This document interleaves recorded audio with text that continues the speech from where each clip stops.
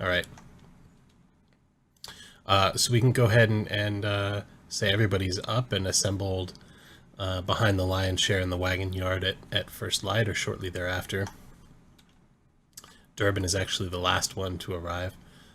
He's holding his head a little bit and walking softly, but he's there. And you set off on foot down the long road. We should probably decide like how we travel, right? In what order and that kind of stuff, in case no giants come to murder us all. Not a bad idea. What's the marching order? I assume the scouts at the front, right? What's his name? Yeah, Logan will take the lead. Sorry, not Logan. Like the guy who knows to pass. Although Logan can be at the front as well. Durbin? Yeah. So Durbin's knows the way, but he's not much of a scout. And you see him now in the morning. He's wearing some old, not rusty, but well-used chainmail, and his sword looks the same. He's not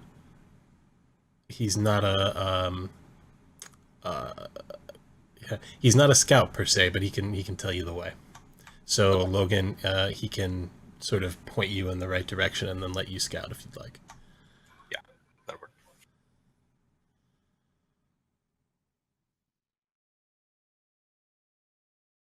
Well, Amir will be at the front of the company.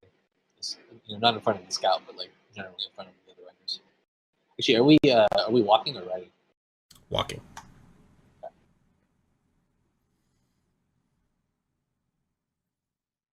Fitz will take up the rear. Okay.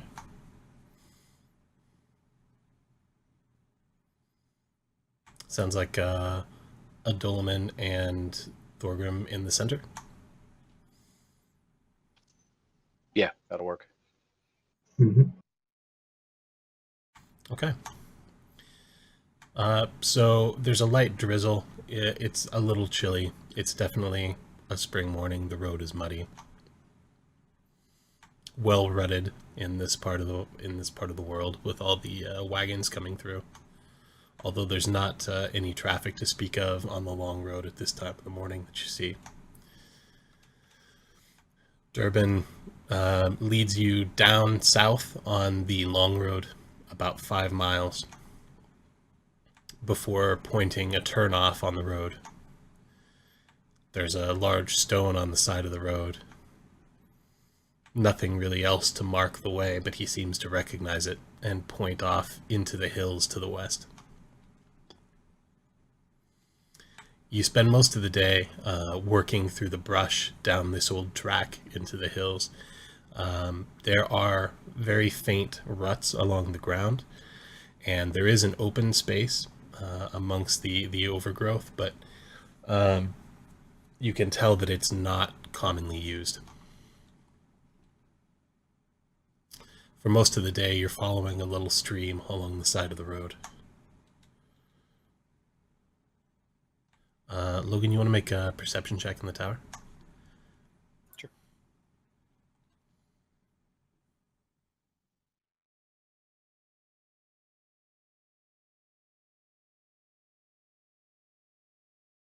Okay, cool.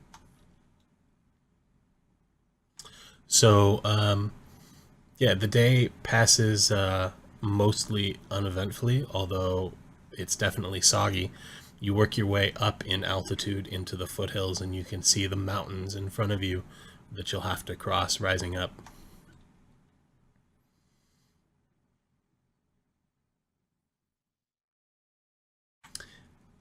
As dusk is falling, Durbin whistles for you, Wappa, and lets you know about a campsite that he knows of a little ways ahead that you should look for.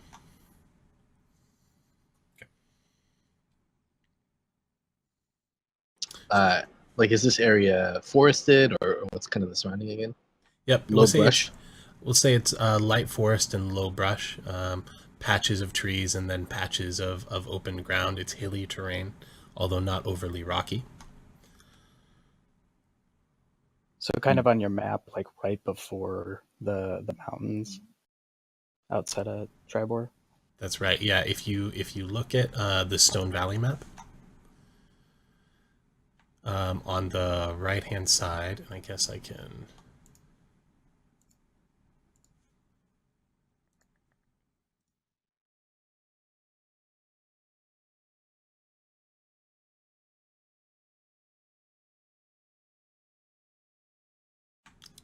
Let me draw an arrow on here.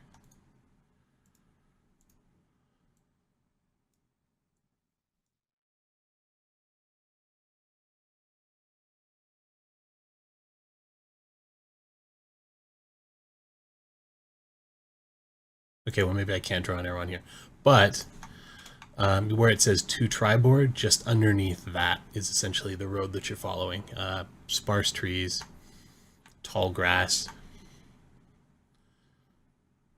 but there is like a clear space, and you can sort of feel faint ruts under your feet. Wagons have passed this way in the last few years at least, but none this season.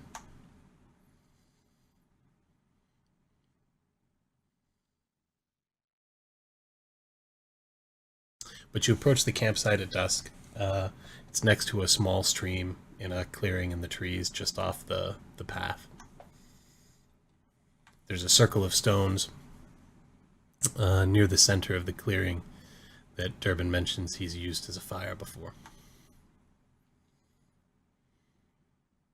Mir will kind of, scan the area, kind of look for signs of recent disturbances or maybe another party that's been through here recently. Okay. Give me perception.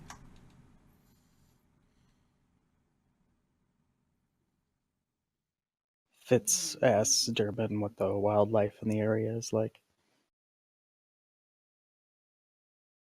Oh, just your usual. I've seen rabbits and I've caught squirrels here too. You'll see a deer from time to time on the corner of your eye. I've never killed one.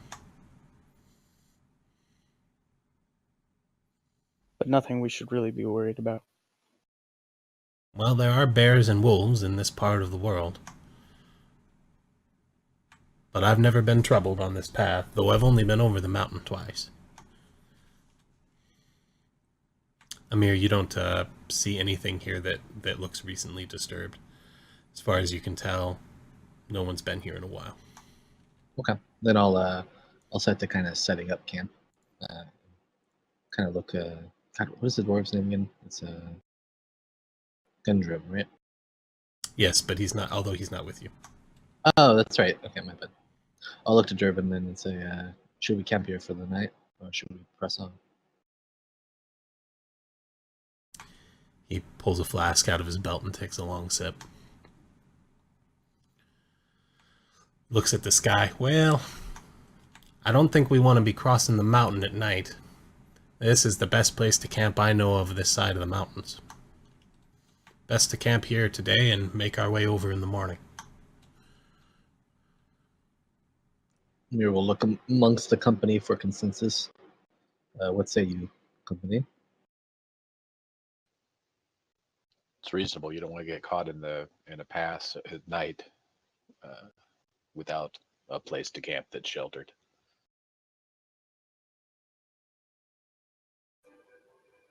Logan agrees with that assessment. Then I will try to start a fire and just set up my stuff.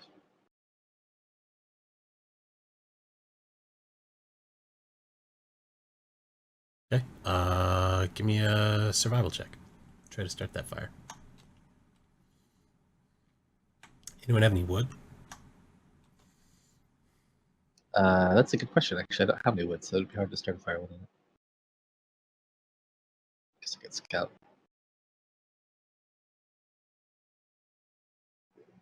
If there's anything I can do to help set up camp, please just let me know. And for the most part, Adolin just kind of like sets his belongings on the ground and kind of takes out a sheet of paper and begins notating some things.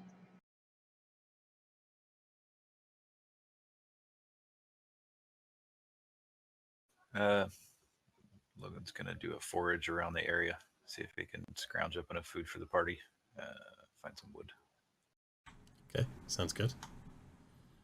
And Amir, you can sort of walk around nearby the campsite and find enough like downed limbs and small branches and things like that along the floor that you can find enough wood to build the fire. But a lot of it is kind of damp, and you're having a hard time getting it lit. Basically, you're using the grass as tinder, but the grass is sort of soaked. Gotcha. Okay. After kind of like struggling with it for a few minutes, he'll kind of check his pride and stand up and look around. And any here proficient with starting fires and damp tinder? I'm having some trouble. Yeah, I have a survival skill.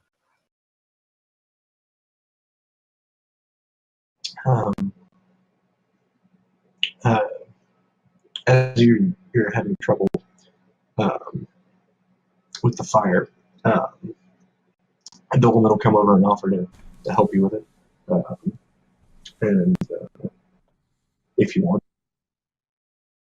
Yeah, definitely. Amir will stand back when anybody approaches him and just kind of open his arms in a gesture of please try or whatever. I'll cast Prestidigitation to start the campfire.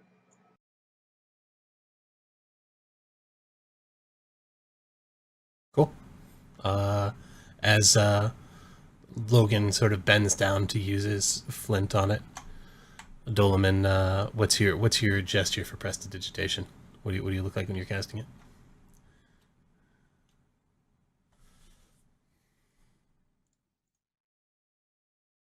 Kind of like a flourish of the hand, like a half circle motion, and then like a thrust forward, like pop.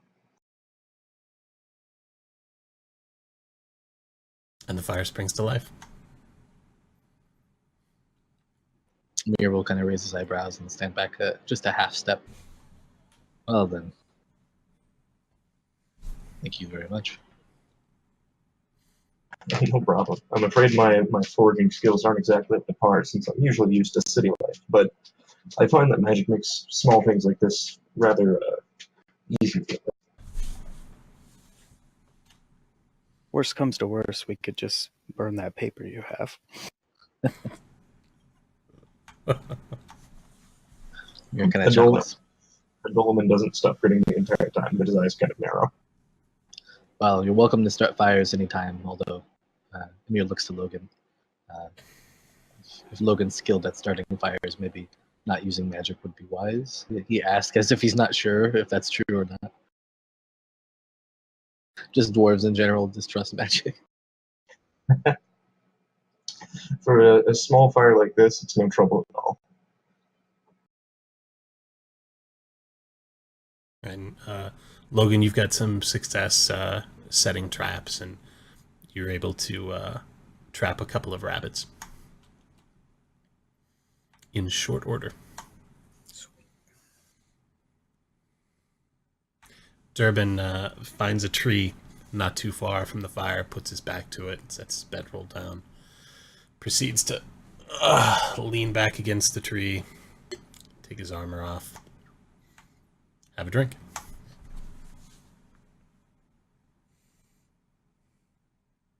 Fitz never quite settles until he's ready to sleep, so he's a bit fidgety and just kind of keeps making eyes around the camp and checking the outskirts of it as it gets darker and darker.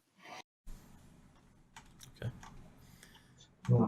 Doleman will find a spot where he can view, kind of get a good view of the campfire, kind of lighting the party. And he'll start sketching, just kind of a portrait of the party. I imagine he'll probably like draw Fitz mostly in shadow and kind of not very detailed. Make sure to get a good view of Durbin as he's resting, trying not to arouse too much suspicion as he's sketching. Very cool. Torgrum's just doing what I just emoted into the chat, just kind of wandering around the area, getting the lay of the land, looking out so that he knows what's around them and see whether anything's going on. Perfect. Torgrim and Fitz, go ahead and give me perception checks, and those will just be, sort of for the evening as you're watching the perimeter. Amir will kind of just stare vacantly at the fire with kind of a haunted look on his face and clean his swords. Did that perception check a mind roll? Nope.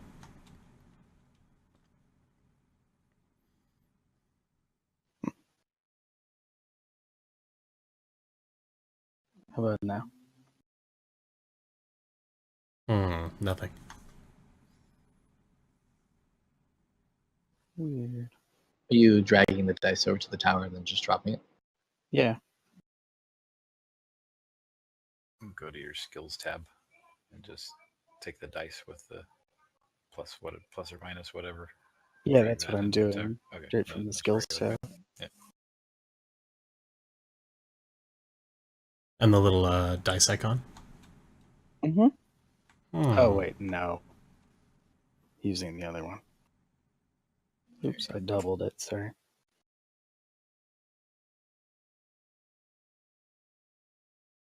All right, cool. That worked. There you go. All right, so you guys are watching for the perimeter, lest anything sneak up on the group while everybody's eating. Assume the rabbits are cooking. Yep. Logan is field stripping and cleaning the rabbits, laying the pelts out to dry.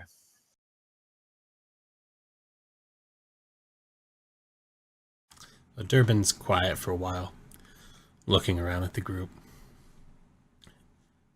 taking a sip from time to time. He looks up. Well, the thing that makes a camp like this bearable, the telling of tales.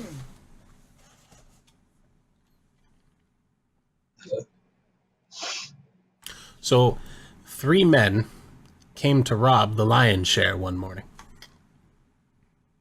Now, I was a city guard in Triboar for 20 years, and I heard this from men that were there.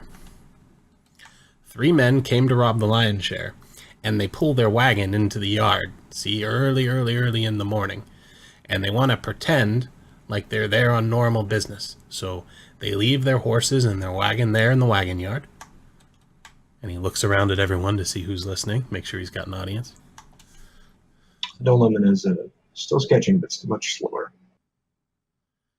Yeah, Amir kind of breaks out of his trance and looks interested in the story and glad for somebody to speak, sets his weapon aside and listens.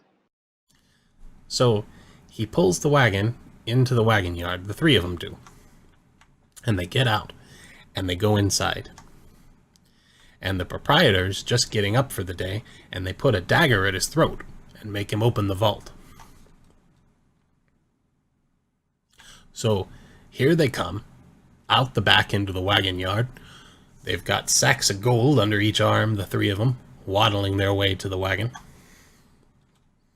And they throw them in the back, thinking none of the wiser, and hop up on the board.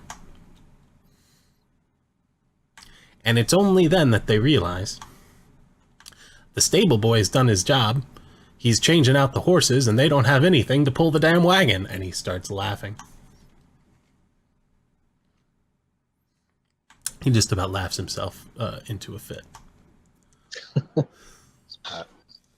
I smile and laugh along. Yeah, Amir will chuckle as well.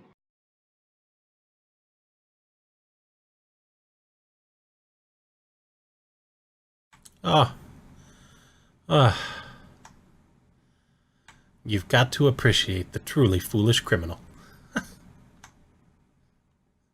Whatever happened to the men? Oh, they were hanged, of course. Well, that's good. Thieves deserve to hang.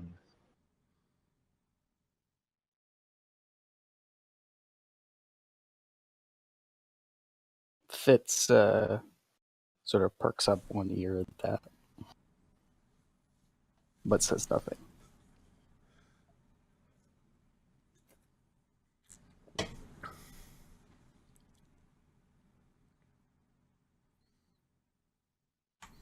After finishing his story, Durbin looks around at the others expectantly.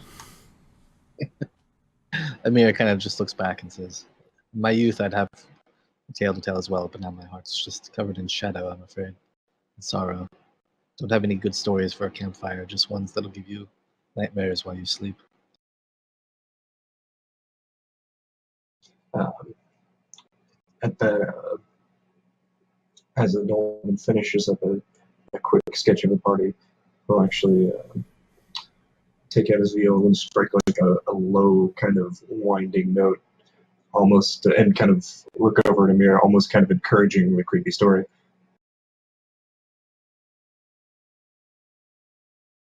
Kind of glances back. Perhaps another night when I've had much, much more to drink. My stories in particular resonate with this land, and I would not want to summon any ill fate upon our group. The note kind of whimpers out like, "Ugh." Durbin raises his flask to you. Amir, that's a dwarf. Always dour. And he nods his head.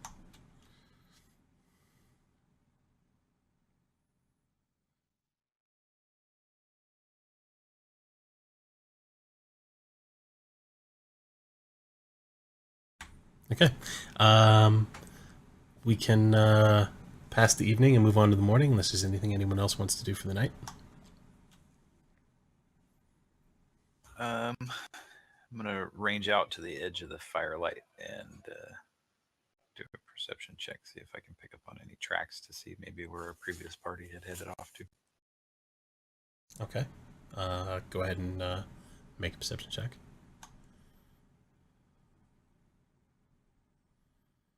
And it's pretty okay. Yeah. You're good.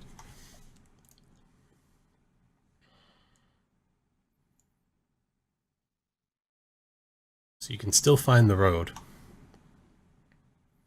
and the ruts there. But if there were any other sign of people being here, the winter has washed them away.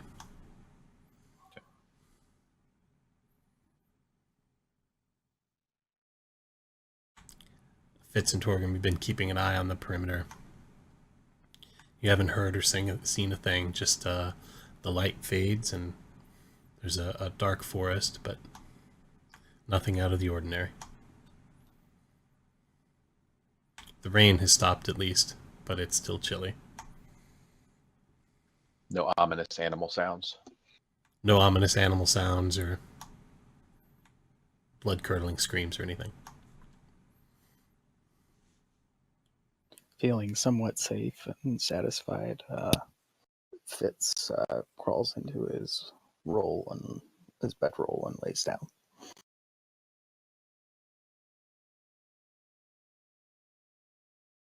Yeah, did we establish like a watch group? If nobody like took a shift voluntarily, Amir would volunteer for the first shift. We don't need one. I'll just trance. Well, at least I think when you even for Elvish trance for like 4 hours. Yeah, we're still awake though. Fairly non-perceptive though. I think things can sneak up on you.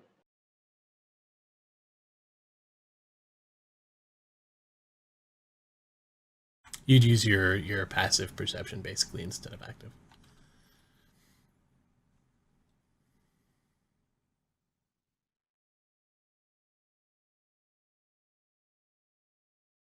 Yes, I just settled up. Just speak up.